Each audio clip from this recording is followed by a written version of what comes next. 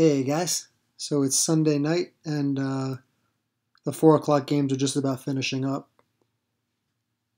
And I really don't have any players in the night game or Monday, so I just want to do a little recap and go over my teams that I put together and the mistakes that I've made that I maybe could learn from for week 2.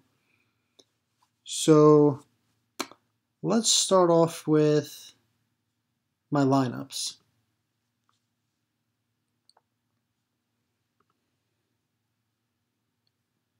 So you could see a bunch of zeros here in the winning column. Um, and down here we have a couple ones that are still in the green, but we're almost done players wise. So I think one of my biggest mistakes to start was that I chose this guy right here, Boston Scott, as Miles Sanders was supposed to be out. So I figured he would get the ball like 10 to 15 times, maybe get a touchdown. I was hoping for maybe 15 points. But instead, he carried the ball 9 times for 35 yards, and then he got 19 yards receiving. So it wasn't a terrible play if he did well, but I put him in every one of my teams. So I was kind of like hindered every team that I put together out of the. This one's a duplicate, but.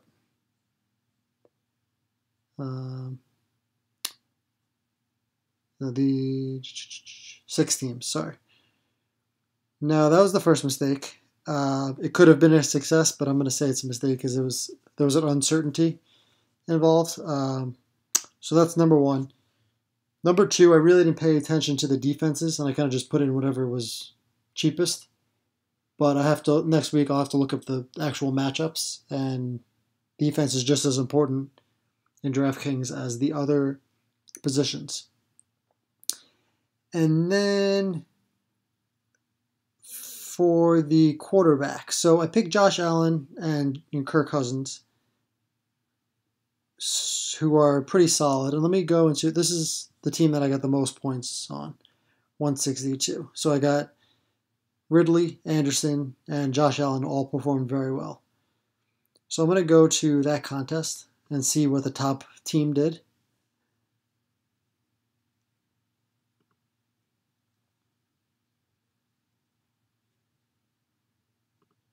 So for my Josh Allen team here, now I spent $6,500 and he did just as good as Rodgers, so that was a good pick.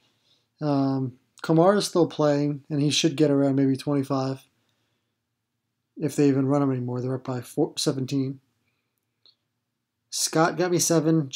Jacobs got him 35, 36. So I could have invested 2,000 more into a running back and got much more production because he still had Ridley.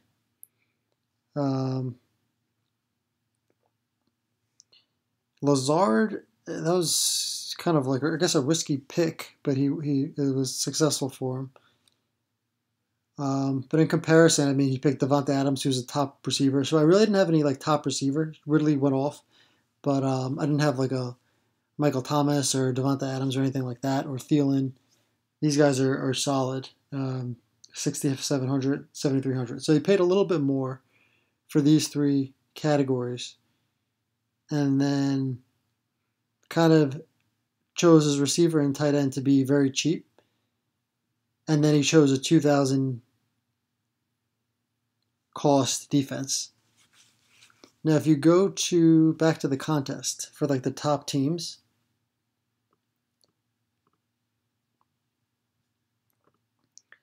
the top 3 have Washington football team. 4. Well, the top 4 have 2,000. So they figured, let's just spend the least amount of money and then get some stars. As this guy did. He put Zach Moss, who did okay. But this guy went Davante Adams, Thielen, Ridley, Matt Ryan, who went off even though they lost. 450 passing yards. Metcalf, it was kind of cheap. He got 20, and then Hawkinson 4,200. So in this league, I spent too much on Lamar Jackson, and probably a little too much for Kamara because these guys got even better production at cheaper cost. And then I picked the Dolphin, which I won't do anymore. And then Hayden Hurst, Ryan threw for 450 yards. I mean, I had him in many leagues. Maybe he just didn't get his touches, but I think this was a good pick. It just didn't pan out. So that's about it. And let me know if you guys do it. How was your teams? Thanks for watching.